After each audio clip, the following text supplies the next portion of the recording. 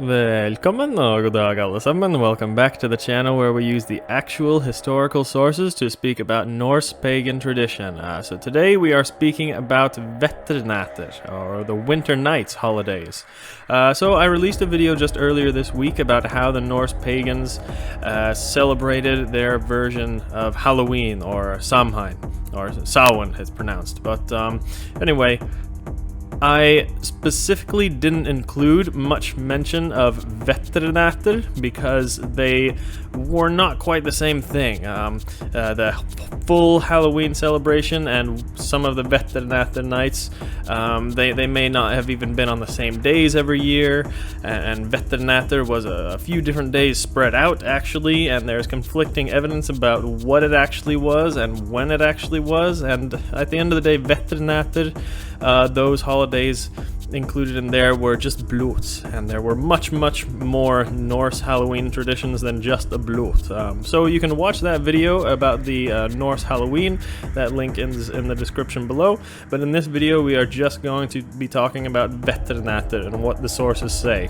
So the cool thing about Vetrnaetr is that we actually have detailed written records of these. So let's take a look. First one, we can look at Ynglinga Saga, which was mainly about the Swedes, and in here it mentions how Odin established a law in the early days of Sweden that there should be a blot on the first day of winter for a good year. And that would have been sometime around Halloween, depending on the lunar cycle.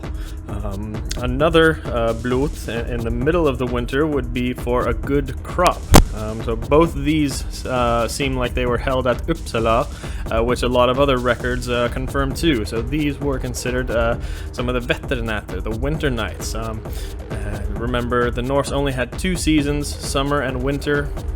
And the new year started at the start of winter, which was right around late October time. That's when that first blot would be, that first winter night blot. And then the second blot would be sometime, in the middle of winter, sometime in January, February. Another source we can see in Gísla Saga Súrssonar, which was mainly in Norway. So here, Gísli invites his friends over to his place for a feast and blot on the first day of winter. So here, it's called Austrfararvísur, which means harvest offering, and it was done right at the end of the harvest, right at the start of the winter like everything else. Also in this saga, another guy called Thorgrim, he had invited all of his friends over, so it kind of seems like it was kind of like a social status rivalry gathering kind of thing, like two rich kids who have the same birthday and they want to see who can get more people from the class to come. So pretty cool there. It seems as though in Norway the blot was done at the home farm, but in Sweden everybody assembled at Uppsala. So probably it wasn't always done like this with the people in the Viking Age and before, but it's a good general rule of thumb that Sweden blots were done at Uppsala and Norway a bit more private with on the homesteads there. Another source is Víga-Glúms saga, and that was mainly about Iceland and Norway. And here it tells how Dísablót was practiced at the start of winter. The Dísir were the female spirits, perhaps even Valkyries or Goddeses. So this blot was a sacrifice to them, and it was supposed to be for a good harvest.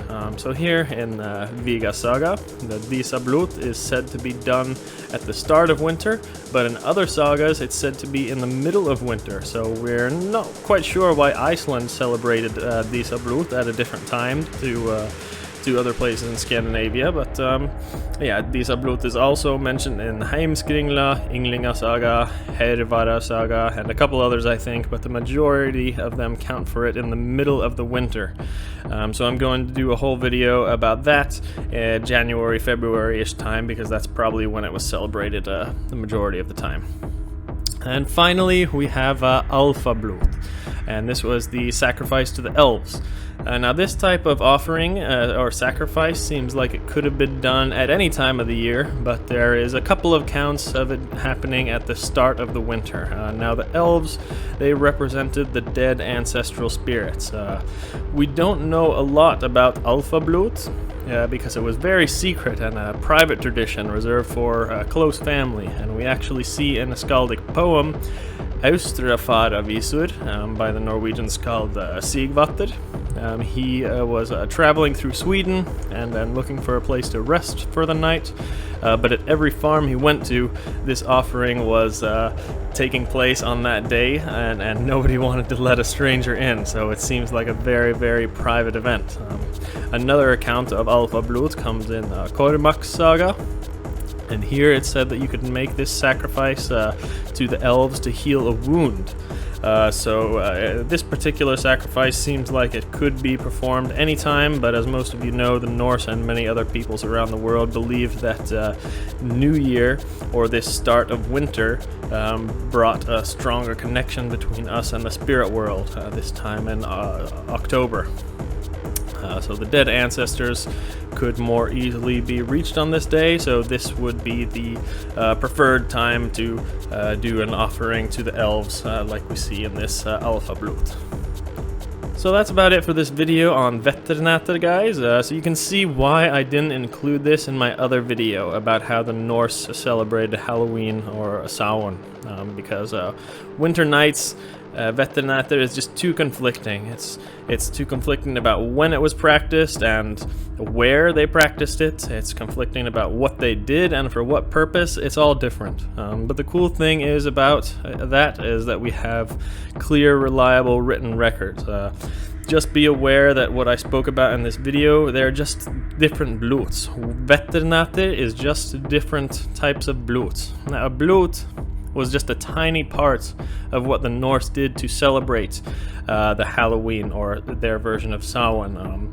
There was a blot there for sure, but there were also lots more activities than just that blot, and it was probably the biggest party of the year, lasting for many, many days, and was probably the most spiritual time of year, and it included many other religious practices. The written records of these other things that were practiced are definitely not as detailed as what we have in the sagas about Vetrnaetr, but that's because these other traditions for the Norse version of Halloween would not have been allowed to be written down. The Christians writing these sagas would have been allowed to write about blots and a party and a celebration, but they would not have been allowed to write about any of the religious or spiritual practices that were practiced in pre-Christian times. And probably the Christians writing the sagas didn't even understand the pagan religious practices anyway. So that's why some of these other things are not accounted for in the sagas. But we do have reliable info on these other traditions, and some of the experts have developed great theories based on this evidence, including how to become a berserker. So check out that video. That's the full version of how the Norse probably celebrated their version of Halloween. That link is in the description below. That's about it. Vi ses nästa gång.